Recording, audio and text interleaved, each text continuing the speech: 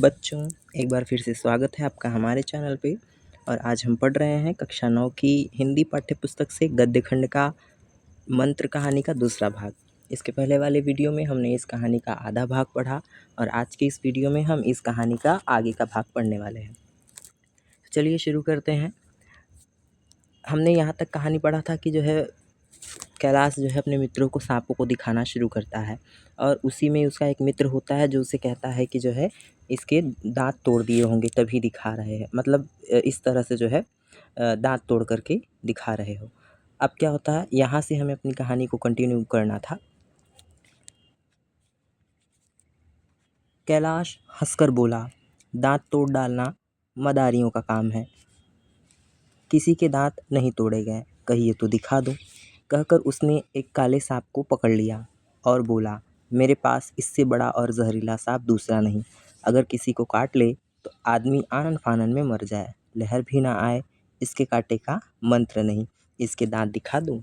अब क्या हुआ, जब ऐसा कैलाश के मित्र ने कहा कि ज़रूर इन सांपों के दांत तोड़ डाले होंगे, तो कैलाश ने हंसकर उत्तर दिया कि दांत तोड़ना तो मदारियों का काम है, किसी सांप के दांत नहीं तोड़े गए हैं, कहिए तो मैं आपको दिखा दूँ। और ऐसा कहकर कैलाश ने एक काले सांप को हाथ से पकड़ लिया और कहा कि मेरे पास इससे ज़्यादा जहरीला, इससे अधिक जहरीला दूसरा सांप नहीं है, और अगर ये किसी को काट ले तो व्यक्ति तुरंत ही आनन फानन में, मतलब तुरंत ही ऑन द स्पॉट मर जाए, लहर भी ना आए, यानी क्षण भर का समय भी नहीं, और इस सांप के कांटे का तो मंत्र भी नहीं है, कहो तो मैं इसके दांत दिखा दूँ। मृणालिनी ने उसका हाथ पकड़कर कहा, नहीं नहीं कैलाश, ईश्वर के लिए उसे छोड़ दो, तुम्हारे पैर पड़ती हूँ। अब क्या हुआ, जब कैलाश ने ऐसा कहा कि कहो तो मैं इस जहरीले सांप का दांत दिखा दूँ, तो मृणालिनी ने कहा, नहीं नहीं कैलाश, उस सांप को छोड़ दो, ईश्वर के लिए मैं तुम्हारे पैर पड़ती हूँ, यानी इस जहरीले सांप को हाथ मत लगाओ। इस पर दूसरे मित्र बोले, मुझे तो विश्वास नहीं आता, लेकिन तुम कहते हो तो मान लूँगा। अब क्या हुआ, जब इतना कहना था कैलाश का, तो उस पे जो उनके दूसरे मित्र थे उन्होंने कहा कि मुझे तो विश्वास नहीं इस बात पर, हाँ लेकिन अगर तुम कहते हो तो मैं मान लेता हूँ कि ये जहरीला सांप है। कैलाश ने सांप की गर्दन पकड़कर कहा। अब क्या हुआ, कैलाश ने उस सांप को पकड़ा और उसकी गर्दन पकड़कर उसने कहा, नहीं साहब, आप आंखों से देखकर मानिए, दांत तो तोड़कर वश में किया तो क्या किया। सांप बड़ा समझदार होता है, अगर उसे विश्वास हो जाए कि आदमी से मुझे कोई हानि नहीं पहुंचेगी तो वह उसे हरगिज़ न काटेगा। अब क्या हुआ, कैलाश ने कहा, नहीं नहीं ऐसी बात नहीं है, मेरी बात का यकीन मत करो, तुम अपनी आंखों से देखो तब विश्वास करो। और दांत तोड़कर वश में किया तो क्या किया, सांप बहुत ही समझदार जानवर होते हैं, और अगर सांपों को विश्वास हो जाए कि इस आदमी से मुझे कोई हानि नहीं, कोई नुकसान नहीं होगा, तो वह सांप उस आदमी को हरगिज़ नहीं काटता। इसलिए मैं चाहता हूँ कि मैं तुम्हें इसके दांतों को दिखाकर ही मानूं। और ऐसा कहकर कैलाश सांप दिखाने के लिए तैयार हो जाता है। मृणालिनी ने जब देखा कि कैलाश पर भूत सवार है तो मृणालिनी ने जब देखा कि कैलाश पर भूत सवार है तो उसने यह तमाशा न करने के विचार से कहा, अच्छा भाई, अब यहाँ से चलो। अब क्या हुआ, जब मृणालिनी ने, जो उसकी प्रेमिका थी, उसने देखा कि कैलाश पे भूत सवार है सांप दिखाने का, तो उसने कहा कि अच्छा चलो अब ये तमाशा ख़त्म करो, और उसने कहा कि अच्छा भाई अब चलो यहाँ से, अब ये सब ख़त्म करो। देखो गाना शुरू हो गया है, आज मैं भी कोई चीज़ सुनाऊंगी, यानी ऐसा कहकर मृणालिनी कहती है कि देखो गाना भी शुरू हो गया है और आज मैं भी कोई चीज़ सुनाऊंगी। यह कहते हुए उसने कैलाश का कंधा पकड़कर चलने का इशारा किया और कमरे से निकल गई। मगर कैलाश विरोधियों का शंका समाधान करके ही दम लेना चाहता था। ऐसा कह के मृणालिनी जब करने से जाने लगी तो उसने कैलाश का कंधा दबाया, यानी बाहर चलने के लिए उसे इशारा किया। लेकिन अब कैलाश विरोधियों का, यानी उन मित्रों की शंका का समाधान करके ही जाना चाहता था, इसलिए उसने वह कमरे से नहीं निकला। और उसने क्या किया, उसने सांप की गर्दन को और ज़ोरों से दबाया। कैलाश ने उसने सांप की गर्दन को पकड़कर ज़ोर से दबाई, इतनी ज़ोर से दबाई कि उसका मुंह लाल हो गया, देह की सारी नसें तन गई। सांप ने अब तक इस तरह उसके हाथों व्यवहार न देखा था। उसकी समझ में न आता था कि यह मुझसे क्या चाहता है। उसे शायद भ्रम हुआ कि यह मुझे मार डालना चाहता है, अतएव वह आत्मरक्षा के लिए तैयार हो गया। अब क्या हुआ, अब कैलाश ने उस सांप को पकड़ा और उस सांप की गर्दन दबाई और इतनी ज़ोर से दबाई कि उस सांप का मुंह लाल हो गया। उस सांप की सारी नसें तन गईं। सांप ने देखा कि ऐसा व्यवहार तो इससे पहले कभी नहीं किया था इसने। निश्चित ही अब ये मुझे मार डालना चाहता है। यानी उस सांप को ऐसा भ्रम हुआ कि ज़रूर ये मुझे मार डालना चाहता है और अब वह सांप भी अपनी आत्मरक्षा के लिए तैयार हो गया। यानी उसने भी जो है यह निश्चय कर लिया सांप ने कि जैसे ही यह मुझे छोड़ेगा, मैं थोड़ा-सा जो है मैं मेरी गर्दन को ढीली करेगा, मैं तुरंत इसे काट लूँगा। यानी वो सांप भी अपनी रक्षा के लिए तत्पर हो गया, तैयार हो गया। कैलाश ने उसकी गर्दन खूब दबाकर मुँह खोल दिया। बच्चों अपने साथ अपना जो है टेक्स्ट बुक रखें और मिलाते हुए और देखते हुए चलें। चलिए, कैलाश ने उसकी गर्दन खूब दबाकर मुँह खोल लिया और उसके जहरीले दाँत दिखाते हुए बोला, जिन सज्जनों को शक हो आकर देख ले। विश्वास या भी कुछ शक है। मित्रों ने आकर उसके दाँत देखे और चकित हो गए। अब क्या हुआ, कैलाश ने उस सांप की गर्दन को खूब दबा करके जो है उस सांप का मुँह खोल दिया और उसके जहरीले दाँतों को दिखाते हुए बोला कि जिन जिन सज्जनों को यानी जिनको जिनको भी शक हो वो आकर देख ले। आया विश्वास या अब भी कोई शक है किसी को कि दाँत तोड़ डालना तो मदारियों का काम होता है, यानी मैंने इन सांपों का दाँत नहीं तोड़ा है। और जिस कैलाश के जितने भी मित्र थे उन्होंने सांप के दाँतों को देखा और वो आश्चर्यचकित रह गए। प्रत्यक्ष के सामने प्रमाण के संदेह का स्थान कहाँ। यानी जब प्रत्यक्ष उन्होंने सांप के दाँत देख लिए, अब संदेह करने का कोई अर्थ ही नहीं था। यानी सभी का शंका दूर हो गया। मित्रों का शंका निवारण करके कैलाश ने सांप की गर्दन ढीली कर दी और उसे ज़मीन पर रखना चाहा, पर वह काला गेहुअन क्रोध से पागल हो रहा था। गर्दन नरम पड़ते ही उसने सिर उठाकर कैलाश की उंगली पर जोर से काटा और वहाँ से भागा। अब क्या हुआ बच्चों कि कैलाश ने जब अपने सभी मित्रों का शंका समाधान कर दिया कि सभी को दिखा दिया कि सांप के दांत नहीं तोड़े गए हैं, उसके बाद उसने उस सांप को नीचे छोड़ा। जैसे ही उसकी गर्दन ढीली की और ज़मीन पर रखना चाहा तो वो जो गेहुअन सांप था, गेहुअन कहते हैं बच्चों नाग को, ठीक है, जिसे हम आम भाषा में जो है नाग कहते हैं। उसे बिहार की तरफ या अन्य प्रदेशों में गेहुअन कहा जाता है।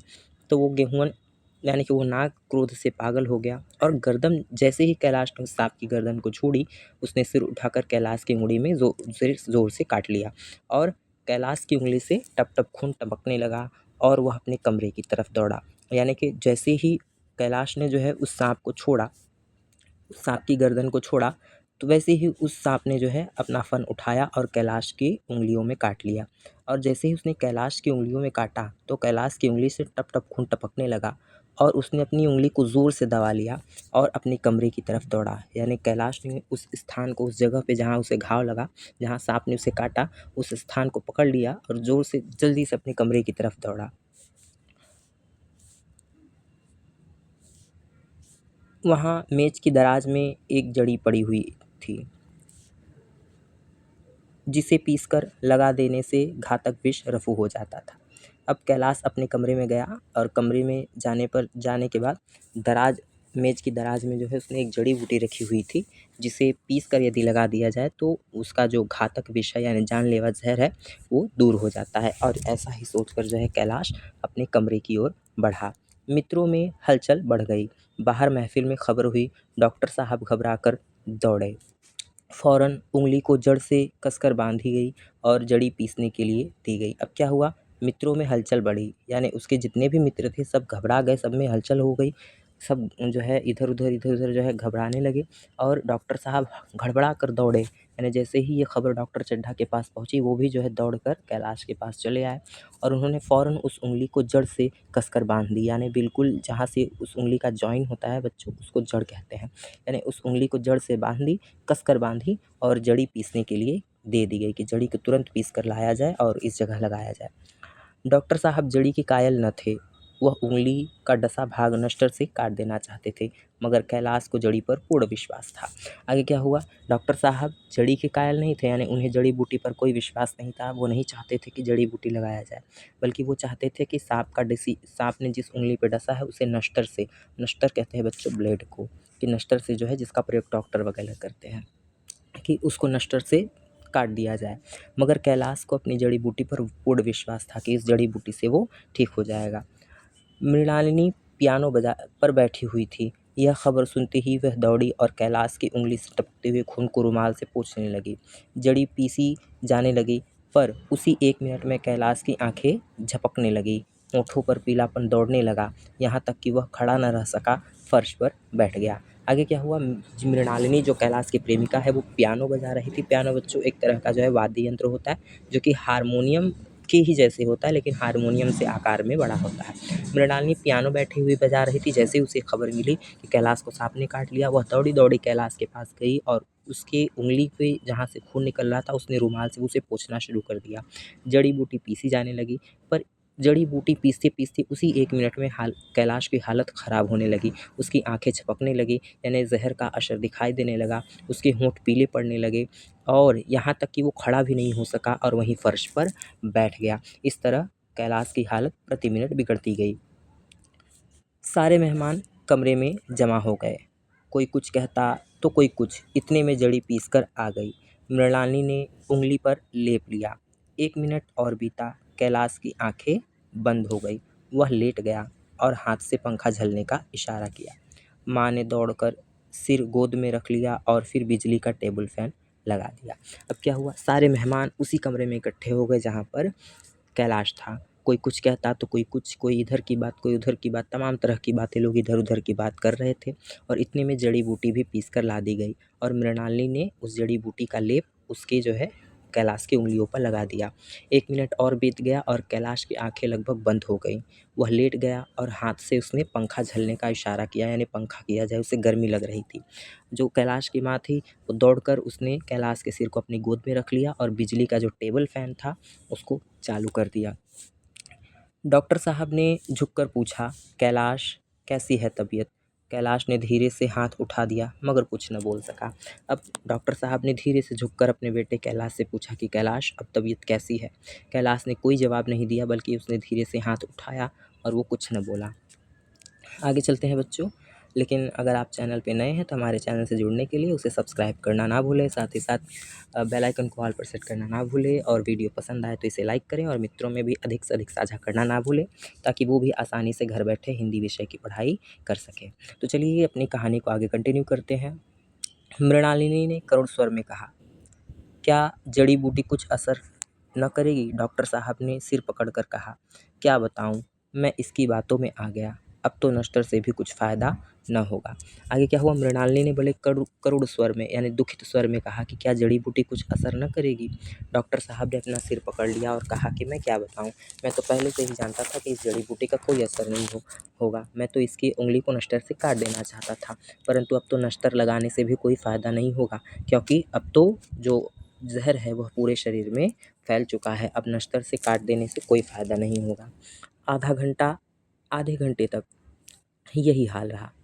कैलाश की दशा प्रतिक्षण बिगड़ती जा रही थी, यहाँ तक कि उसकी आंखें पथरा गईं, हाथ पांव ठंडे हो गए, मुख की कांति मलिन पड़ गई, नाड़ी का कहीं पता नहीं, मौत के सारे लक्षण दिखाई देने लगे। घर में कोहराम मच गया। मृणालिनी एक ओर सिर पीटने लगी, माँ अलग पखाड़े खाने लगी। डॉक्टर चड्ढा को मित्रों ने पकड़ लिया, नहीं तो वह नश्तर अपनी गर्दन में मार लेते। आगे क्या हुआ, इसी तरह धीरे धीरे आधा घंटा बीत गया और कैलाश की हालत प्रतिक्षण यानी हर मिनट उसकी जो है हालत बिगड़ती जा रही थी, यहाँ तक कि उसकी आंखें भी अब पथराने लगी, हाथ पांव ठंडे हो गए, उसके मुख की जो कांति चमक थी वह मलिन पड़ गई, यानी उसका मुख मुरझा गया। नाड़ी का कोई पता नहीं, नाड़ी का नहीं पता अर्थात बच्चों जो पुराने समय के जो वैद्य थे वो हाथ को जो है कलाई के पास से पकड़ कर जो है पता नाड़ी का पता किया करते थे। तो इस तरह नाड़ी भी उसकी नफ्स भी नहीं चल रही थी और मौत के सारे लक्षण दिखाई देने लगे। घर में कोहराम मच गया। मृणालिनी एक ओर सिर पीटने लगी, माँ अलग पखाड़े खाकर रोने लगी और डॉक्टर चड्ढा को तो उनके मित्रों ने पकड़ लिया, वरना वो इतने आवेश में आ गए थे कि खुद को वो अपने नश्तर अपनी गर्दन में मार लेना चाहते थे, यानी अब वो मर ही जाना चाहते थे, क्योंकि उनका पुत्र नहीं था, अब उनका पुत्र मरने वाला था। यानी कैलाश की ऐसी स्थिति को देखकर वो अपने आप को संभाल नहीं पा रहे थे। एक महाशय बोले, कोई मंत्र झाड़ने वाला मिले तो संभव है अभी भी जान बच जाए। अब क्या हुआ, उसी सभा में एक व्यक्ति थे, एक महाशय थे, जिन्होंने कहा अगर कोई मंत्र झाड़ने वाला मिले तो संभव है कि अभी भी जान बच सकती है कैलाश की। एक मुसलमान सज्जन ने इसका समर्थन किया, अरे साहब, कब्र में पड़ी हुई लाशें जिंदा हो गई हैं, ऐसे ऐसे बकमाल पड़े हुए हैं।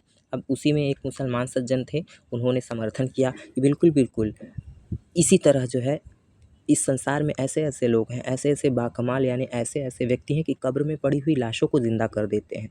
तो अभी भी अगर कोई मंत्र झाड़ने वाला मिल जाए तो बिल्कुल जो है ये बच सकता है। इस तरह उस मुसलमान सज्जन ने उनकी बातों का समर्थन किया और डॉक्टर चड्ढा बोले, मेरी अक्ल पर पत्थर पड़ गया था कि इसकी बातों में आ गया। नश्तर लगा देता तो यह नौबत क्यों आती। बार बार समझाता रहा, बेटा सांप न पालो, मगर सुनता कौन सुनता था। बुलाइए किसी झाड़ फूँक करने वाले को ही बुलाइए, मेरा सब कुछ ले ले, मैं अपनी सारी जायदाद उसके पैरों में रख दूंगा। लंगोटी बांधकर घर से निकल जाऊंगा, मगर मेरा प्यारा कैलाश उठ बैठे, ईश्वर के लिए किसी को बुलाइए।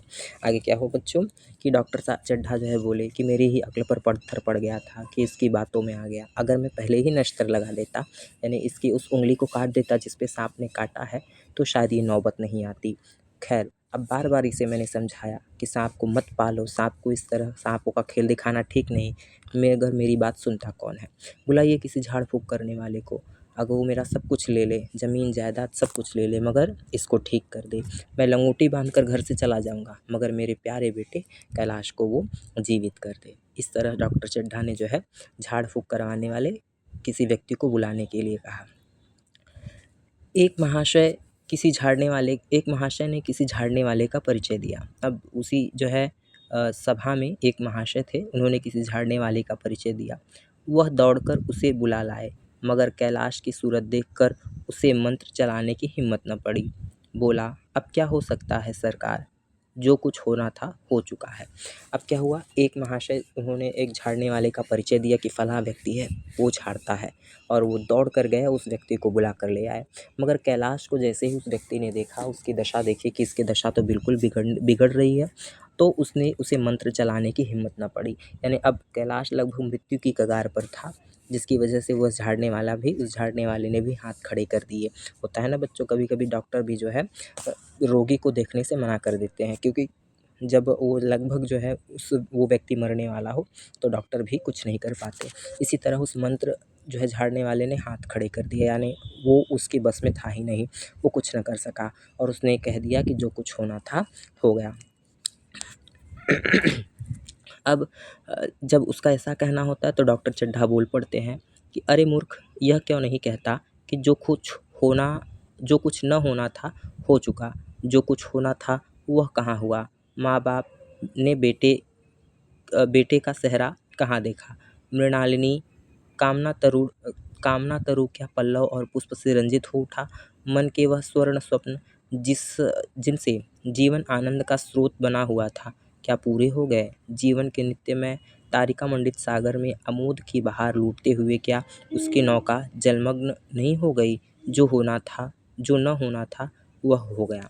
अब क्या हुआ, अब डॉक्टर चड्ढा कहते हैं कि अरे मूर्ख, ये क्यों नहीं कहते कि जो कुछ नहीं होना था वो हो चुका, जो कुछ होना था वो अभी हुआ कहाँ है। कि अभी तो जो कुछ नहीं हुआ था वो हुआ कहाँ, अभी हमने अपने बेटे का सेहरा नहीं देखा।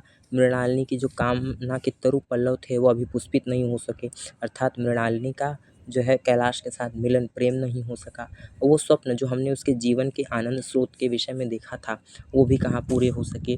और जीवन के जो नित्य में तारिका मंडित सागर में आमोद की बहार लूटते हुए नौका थी वो अभी कहाँ देखी हमने, अर्थात वो नौका भी जलमग्न डूब गई।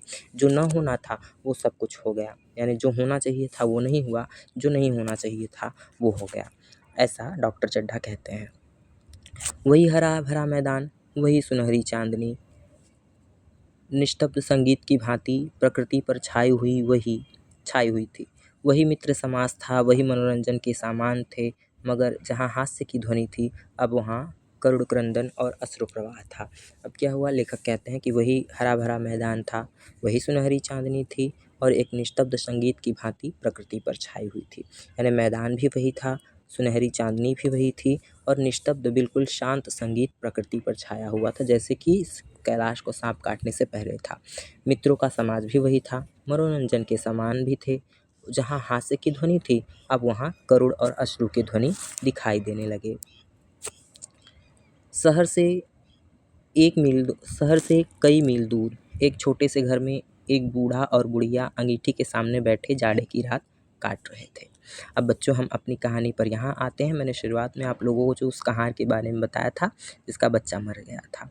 अब यहाँ पर आइए, वहाँ जो है डॉक्टर चड्ढा के यहाँ जो है उनके पुत्र को सांप ने काट लिया। अब क्या हुआ, यहाँ आइए, जो हम जिस बूढ़े व्यक्ति की कहानी हमने शुरुआत में देखी थी, जिसका अंश देखा था कि शहर से कई मील दूर एक छोटे से घर में एक बूढ़ा व्यक्ति है और एक बुढ़िया है जो एक अंगीठी के सामने बैठे हुए हैं। अंगीठी कहते हैं बच्चों आग जलाने का जो है एक होता है, जैसे चूल्हा होता है वैसे ही अंगीठी होता है और उसका प्रयोग जो है आग जलाने के लिए करते हैं। कि शहर से कई मील दूर एक बूढ़ा और एक बुढ़िया है जो कि अंगीठी के सामने बैठे हुए हैं और जाड़े की रात काट रहे हैं, यानी वो अपने हाथ पांव सेक रहे थे। बूढ़ा नारियल पीता था और बीच बीच में खांसता था। बुढ़िया दोनों घुटनियों में सिर डाले आग की ओर ताक रही थी। एक मिट्टी के तेल की कुप्पी ताक पर जल रही थी। घर में चारपाई न थी न बिछौना। एक किनारे थोड़ी सी पुआल पड़ी हुई थी। उसी कोठरी में एक चूल्हा था। बुढ़िया दिन भर उपले और सूखी लकड़ियाँ बटोरती थी। बूढ़ा रस्सी बटकर बाजार में बेच आता था। यही उनकी जीविका थी। अब यहाँ जो है लेखक ने उस कहार की कहानी बताई है जो अपने पुत्र को डॉक्टर चड्ढा के पास लेकर के गया था कि शहर से कई मील दूर एक जो है झोपड़ी में एक बूढ़ा और बुढ़िया अंगीठी के सामने बैठे हुए हैं, अपना जाड़े की रात काट रहे थे। बूढ़ा जो व्यक्ति था नारियल पीता था, यानी ताड़ी बच्चों इसको कहते हैं, नारियल पीता था और बीच बीच में खांसता था। जो बुढ़िया है वो दोनों घुटनियों में अपने सिर को डाले आग की ओर देख रही थी। एक मिट्टी का दिया है जो तेल की कुप्पी जो है ताक पर जल रही थी, जिसको हम दिया कहते हैं बच्चों। गांव देहात में तेल की कुप्पी दिया को कहते हैं। जल रही है, ताक कहते हैं खिड़की को, जो कच्चे घरों में या होता है, अमूमन पक्के घरों में भी होता है छोटा सा, जहाँ हम दीपक या जो है दिया रखते हैं जलाने के लिए। तो ताक पर जो है एक कुप्पी जल रही थी। घर में चारपाई न थी और न ही बिछौना था। एक किनारे में थोड़ी सी पुआल पड़ी हुई थी, पियरा जिसको कहते हैं। ठंडी में अक्सर लोग जाड़े के मौसम में जो है पुआल पर सोना ही पसंद करते हैं। तो एक कोने में थोड़ी सी पुआल पड़ी हुई थी और इसी कोठरी में एक चूल्हा भी था। बुढ़िया दिन भर उपले कहते हैं बच्चों, गाय के जो गोबर से बनता है, ऊपरी जिसको हम कहते हैं। दिन भर वो बुढ़िया उपले और सूखी लकड़ियाँ बटोरती थी और बूढ़ा जो है रस्सी बट करके एक जो है रस्सी जो है बनाया जाता है, एक पौधा होता है जिसको हम जो है पटसन या पटसन बोलते हैं। पटसन से रस्सी बनाई जाती है। तो बूढ़ा जो है उसी पटसन से रस्सी बनाकर बाजार में बेचता था और यही उनकी जीविका थी, यानी इसी से उनका जो है घर चलता था। आगे क्या हुआ बच्चों, उन्हें न किसी ने रोते देखा न हंसते। उनका सारा समय जीवित रहने में कट जाता था। मौत द्वार पर पड़ी थी। रोने या हंसने की फुर्सत कहाँ फुर्सत। बुढ़िया ने पूछा, कल के लिए सन तो नहीं है, काम क्या करोगे। क्या हुआ, लेखक बताते हैं कि उन्हें किसी ने रोते हुए नहीं देखा था, यानी उस बूढ़े व्यक्ति को और उस बुढ़िया को किसी ने कभी रोते या दुखित होते हुए नहीं देखा था। उनका सारा जीवन जो है, सारा समय केवल जीवित रहने के लिए कट जाता। मौत उनके द्वार पर पड़ी थी और रोने की फुर्सत नहीं। अब बुढ़िया ने, जो बूढ़ी औरत थी, उसने जो है उस बूढ़े व्यक्ति से पूछा कि कल के लिए तो सन है नहीं। मैंने बताया बच्चों पटसन होता है जिससे रस्सी बनती है। तो उस बूढ़ी महिला ने जो है उस बूढ़े व्यक्ति से पूछा कि कल के लिए तो सन है नहीं, यानी पटसन नहीं है, तो फिर काम क्या करोगे, यानी रस्सी कैसे बनाओगे। उस बूढ़े व्यक्ति ने उत्तर दिया कि झगड़ू साह से 10 सन उधार ले लूँगा, कि मैं झगड़ू साह से जो है 10 सेर जो है सन उधार ले लूँगा और हमारा काम चल जाएगा। बुढ़िया कहती है, उसके पहले के पैसे तो दिए नहीं, यानी वो बूढ़ी जो औरत होती है वो कहती है कि उसके पहले के पैसे तो अभी तक दिए ही नहीं और उधार कैसे देगा, यानी पहले के उसके पैसे तो अभी तुमने दिए ही नहीं, तो और उधार वो कैसे देगा। तो अब बूढ़ा उत्तर देता है कि न देगा न सही, घास तो कहीं नहीं गई, दोपहर तक क्या 1-2 आने की भी न काटूंगा। यानी अगर झगड़ू साह अगर सन नहीं देगा तो न दे, जो है हम दोपहर तक क्या मैं घास नहीं काट सकता, मैं घास काट लूँगा और क्या 1-2 आने की भी जो है घास नहीं काट सकता। इतने में एक आदमी ने, यानी वो जो है बूढ़ा व्यक्ति और बूढ़ी औरत जो है बुढ़िया बात ही कर रहे होते, तभी इतने में क्या होता है, एक आदमी ने द्वार पर आवाज़ दी, भगत भगत। क्या सो गए? ज़रा किवाड़ खोलो। अब क्या हुआ, तभी एक व्यक्ति उनके दरवाजे पर दस्तक देता है कि भगत भगत ज़रा किवाड़ तो खोलो, क्या सो गए हो? भगत ने उठकर किवाड़ खोल दिए। एक आदमी ने अंदर आकर कहा, कुछ सुना? डॉक्टर चड्ढा बाबू के लड़के को सांप ने काट लिया। अब क्या हुआ, उस जो है व्यक्ति ने जो आया था उसने भगत से आकर के कहा कि क्या तुमने कुछ सुना? जैसे ही भगत ने किवाड़ खोला वो आदमी अंदर गया। अंदर जाके उसने कहा कि तुमने कुछ सुना? डॉक्टर चड्ढा बाबू का जो लड़का है उसे सांप ने काट लिया। भगत ने चौंक कर कहा।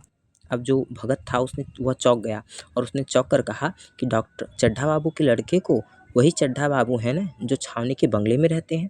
हाँ हाँ वही। शहर में हल्ला मचा हुआ है, जाते हो तो जाओ, आदमी बन जाओगे। अब क्या हुआ, जब भगत को ये बात पता चली तो वो चौंक गया और चौंक कर उसने कहा कि डॉक्टर चड्ढा बाबू के लड़के को? ये वही चड्ढा बाबू है ना जो छावनी वाले बंगले में रहते हैं? वो व्यक्ति कहता है हाँ हाँ कि वही चड्ढा बाबू। यानी शहर में जो है बिल्कुल हल्ला मचा हुआ है, जाते हो तो जाओ, यानी तुम अगर झाड़ने के लिए जाते हो तो जाओ, आदमी बन जाओगे, यानी वो बहुत पैसे देंगे तुम्हें। बच्चों मैं यहाँ बता दूँ कि जो भगत है वो भी सांप का जो है मंत्र झाड़ता है।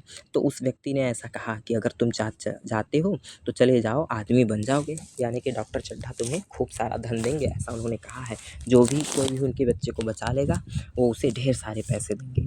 अब क्या हुआ, बूढ़े ने कठोर भाव विभोर से सिर हिलाकर कहा, मैं नहीं जाता, मेरी बला जाए, वही चड्ढा है, खूब जानता हूँ। भैया को लेकर उन्हीं के पास गया था, खेलने जा रहे थे, पैरों पर गिर पड़ा कि एक नज़र देख लीजिए, मगर सीधे मुंह बात तक न की। अब क्या हुआ, बूढ़े ने थोड़े कठोर भाव से सिर हिलाकर कहा, मैं नहीं जाता, यानी मैं नहीं जाऊँगा, मेरी बला जाए, यानी मैं नहीं जाऊँगा, मेरी बला जाए भाई, ये तो वही डॉक्टर चड्ढा है, मैं खूब जानता हूँ। भैया को लेकर उन्हीं के पास गया था। यहाँ बच्चों भैया शब्द वो जो है जो भगत है वो अपने बच्चे के लिए करता है कि मैं अपने बेटे को, अपने बच्चे को लेकर इसी के पास गया था, खेलने जा रहे थे डॉक्टर चड्ढा साहब, और मैं उनके पैरों में गिर गया था, यानी मैंने उनके पैर पकड़ लिए कि एक बार कम से कम मेरे बच्चे को आप देख तो लीजिए, मगर उन्होंने सीधे मुँह से बात तक नहीं की थी मुझसे, ये वही डॉक्टर चड्ढा हैं, और तो मैं उनके घर क्यों जाऊँ? मैं नहीं जाने वाला, मेरी बला से। भगवान बैठे सुन रहे थे। अब जान पड़ेगा कि बेटे का गम कैसा होता है, कई लड़के हैं। अब क्या हुआ, वो जो है भगत कहता है कि भगवान बैठे सुन रहे थे, उन्होंने एक बार मेरे साथ अन्याय किया, भगवान ने उनके साथ किया है, और तो और अब जान पड़ेगा उनको कि बेटे का गम होता क्या है। वैसे उनके कई बेटे थे। तो अब जो आया हुआ व्यक्ति है वो उत्तर देता है, कहता है नहीं जी, यही एक लड़का था, सुना है, सब ने जवाब दे दिया। अब क्या हुआ, जो आया हुआ व्यक्ति है उसने उत्तर दिया कि नहीं जी, यही एक लड़का है उनके, और मैंने तो ये भी सुना है कि सब ने जवाब दे दिया, यानी अब उसके बचने की कोई उम्मीद नहीं है, सब ने जवाब दे दिया है। परंतु फिर वो व्यक्ति बोलता है कि भगवान बड़ा कारसाज है, उस वक़्त मेरी आँखों में से आँसू निकल पड़े थे, पर उन्हें तनिक भी दया न आई थी, मैं तो उनके द्वार पर होता तो भी न पूछता। अच्छा बच्चों, ये वाक्य जो है भगत ने कहा है। तो भगत कहता है भगवान बड़ा कारसाज है, यानी भगवान सब कुछ करने वाला है, वही सबसे बड़ा है। उस वक़्त मेरी आँखों से आँसू निकल पड़े थे, यानी जिस वक़्त मैं अपने बच्चे को लेकर के डॉक्टर चड्ढा के दरवाजे पर गया था उसके इलाज के लिए, लेकिन उन्होंने मेरे बच्चे को देखा नहीं, तो उस वक़्त मेरी आँखों से आँसू निकल पड़े थे, मैं रो पड़ा था, और तो और उन्हें तनिक भी दया नहीं आई, यानी उन्हें थोड़ी भी दया नहीं आई कि एक बार मेरे बच्चे को देख लें। मैं तो उनके द्वार पर होता तो भी न पूछता, कि अगर ये तो मैं इतना दूर रहता हूँ, अगर मैं उनके घर के बगल भी होता तो भी मैं नहीं जाता उनके बच्चे को देखने के लिए। तो न जाओ, हमने तो सुना दिया, हमने तो सुना था सो कह दिया।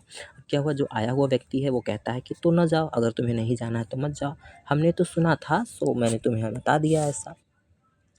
भगत कहता है इतना, जब वो आया हुआ व्यक्ति है इतना कहता है तो भगत उत्तर देता है, अच्छा किया, अच्छा किया, कलेजा ठंडा हो गया, आंखें ठंडी हो गई, लड़का भी ठंडा हो गया होगा, तुम जाओ, आज चैन की नींद सोऊंगा। बुढ़िया से ज़रा तमाकू दे दो, एक चिलम और पीऊँगा, अब मालूम होगा लाल को, सारी साहबी निकल जाएगी, हमारा क्या बिगड़ा। अब क्या हुआ, जो है उस व्यक्ति ने जब ऐसा कहा कि न जाना है तो न जाओ, हमने तो सुना था तो सुना दिया, तो वो जो भगत है वो कहता है कि अच्छा किया, अच्छा किया, आज तो मेरा कलेजा ठंडा हो गया, यानी आज मुझे खूब जो है अच्छा लगा सुनकर, मेरी आंखें ठंडी हो गई, लड़का भी उनका ठंडा हो गया, यानी अब तक तो वो भी चला गया होगा। और तुम जाओ, आज तो मैं चैन की नींद सोऊंगा। यानी कि ये वही डॉक्टर चड्ढा थे जिन्होंने मेरे बच्चे को देखने से इनकार कर दिया था और मेरा बच्चा मर गया। आज जब इनका बच्चा मरेगा तब इन्हें पता चलेगा। ऐसा कह के वो व्यक्ति बुढ़िया से, यानी कि वो भगत जो है अपनी पत्नी बुढ़िया, जो जिसका यहाँ नाम नहीं है बच्चों, बुढ़िया शब्द लिखा है, तो बुढ़िया से कहता है कि ज़रा तम्बाकू दे दो, मुझे एक और चिलम पीनी है। चिलम बच्चों आप जानते हैं, इसमें तम्बाकू जो है बूढ़े व्यक्ति लोग पीते हैं। कि अब वो कहता है कि अब मालूम होगा लाल को, सारी साहबी निकल जाएगी, हमारा क्या बिगड़ा। अब मालूम होगा डॉक्टर चड्ढा को, उनकी सारी साहबी निकल जाएगी, अब हमारा क्या बिगड़ा। लड़के के मर जाने से कुछ राज तो नहीं चला गया, जहाँ 6 बच्चे गए थे वहाँ एक और चला गया, तुम्हारा तो राज सूना हो जाएगा। उसी के वास्ते सबका गला दबा दबा कर जोड़ा था ना, अब क्या करोगे।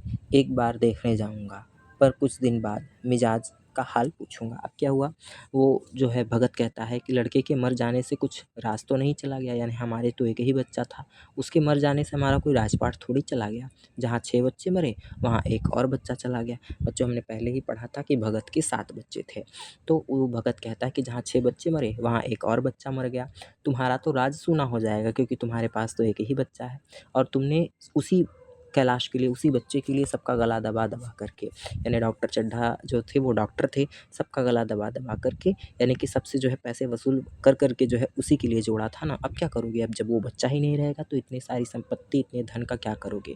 मैं एक बार ज़रूर जाऊँगा, लेकिन कुछ दिनों के बाद मिजाज देखने जाऊँगा कि बच्चे के मरने का जो है एहसास कैसा होता है, बच्चे के मर जाने पर जो है कैसा अनुभव होता है उनको, ऐसा भगत कहता है। बच्चों आगे चलेंगे। आदमी चला गया, भगत ने किवाड़ बंद किए, तब चिलम पर तम्बाकू रखकर पीने लगा। अब क्या हुआ, वो आदमी जो आया था जिसने ये सूचना दी वो चला गया और भगत ने किवाड़ बंद कर दिए और तब चिलम पर तम्बाकू रखकर उसने पीना शुरू किया। बुढ़िया ने कहा, इतनी रात गए जाड़े पाले में कौन जाएगा। अब जो बुढ़िया थी यानी भगत की पत्नी, उसने कहा इतनी रात में जाड़े पाले में कौन जाएगा भैया, इतनी रात्रि का समय है, ऊपर से जाड़े का समय, इतनी रात में जाड़े में कौन जाएगा। तो भगत उत्तर देते हुए कहता है कि अरे दोपहर भी होता तो मैं न जाता, सवारी दरवाजे पर लेने आती तो भी मैं न जाता। भूल नहीं गया हूँ पन्ना की सूरत, आज भी मेरे आँखों में फिरती है। इसी निर्दयी ने उसे एक नज़र न देखा तक नहीं। क्या मैं जानता न था कि वह न बचेगा, खूब जानता था। चड्ढा भगवान नहीं थे कि उनके एक निगाह देख लेने से अमृत बरस जाता। नहीं, खाली मन की दौड़ थी, ज़रा तसल्ली हो जाती, बस इसलिए उसके पास दौड़ा गया था। अब जो है वो भगत उत्तर देता है कि अरे इतनी दोपहर, अगर दोपहर भी होता तो भी मैं नहीं जाता। यहाँ तक कि अगर वो सवारी मेरे दरवाजे पर मुझे लेने के लिए भेजता तो भी मैं उसके घर न जाता। भूला नहीं हूँ मैं अब तक अपनी पन्ना की सूरत। अब बच्चों पन्ना कौन है, पन्ना जो है वही बच्चा है जिसको लेकर के भगत डॉक्टर चड्ढा के पास दिखाने के लिए गया था कि मैं अपने पन्ना की शकल अभी तक सूरत भूला नहीं हूँ, आज भी उसका चेहरा मेरी आँखों में नाचता है। और इसी निर्दयी डॉक्टर चड्ढा ने उसे एक बार देखने से मना कर दिया था। क्या मैं नहीं जानता था कि मेरा बच्चा अब नहीं बचेगा, मैं खूब जानता था कि मेरा बच्चा अब बचेगा नहीं। क्या डॉक्टर चड्ढा भगवान थे, नहीं, लेकिन अगर वो एक निगाह देख लेते तो क्या अमृत बरस पड़ता। मेरा तो खाली मन दौड़ रहा था, इसलिए मैं ज़रा तसल्ली के लिए उनके पास चला गया। अगर वो एक नज़र देख लेते तो क्या उनका कुछ बिगड़ जाता, नहीं बिगड़ता, बस थोड़ी तसल्ली हो जाती। अब बस इसलिए उसके पास मैं डॉक्टर चड्ढा के पास दौड़ कर गया था। अब भगत कहता है, अब किसी दिन जाऊँगा और कहूँगा, क्यों साहब कहिए क्या रंग है, दुनिया बुरा कहेगी कहे, कोई परवाह नहीं। छोटे आदमी में तो सब ऐब होते हैं, बड़ों में तो कोई ऐब नहीं होता, देवता होते हैं। अब क्या हुआ, भगत कहता है कि अब किसी दिन जाऊँगा और कहूँगा कि क्यों साहब, क्यों डॉक्टर चड्ढा साहब कहिए क्या हाल है, क्या रंग है दुनिया के। दुनिया के लोग मुझे बुरा कहेंगे सो कहने दो, मुझे कोई परवाह नहीं दुनिया की, मुझे कोई परवाह नहीं संसार की। वैसे भी छोटे आदमियों में तो तमाम ऐब होते हैं। ऐब का अर्थ होता है बच्चों बुराई, कि छोटे आदमियों में तो बहुत ऐब होते हैं, बड़ों में कोई ऐब नहीं होता। बड़े व्यक्ति तो जो है देवता होते हैं।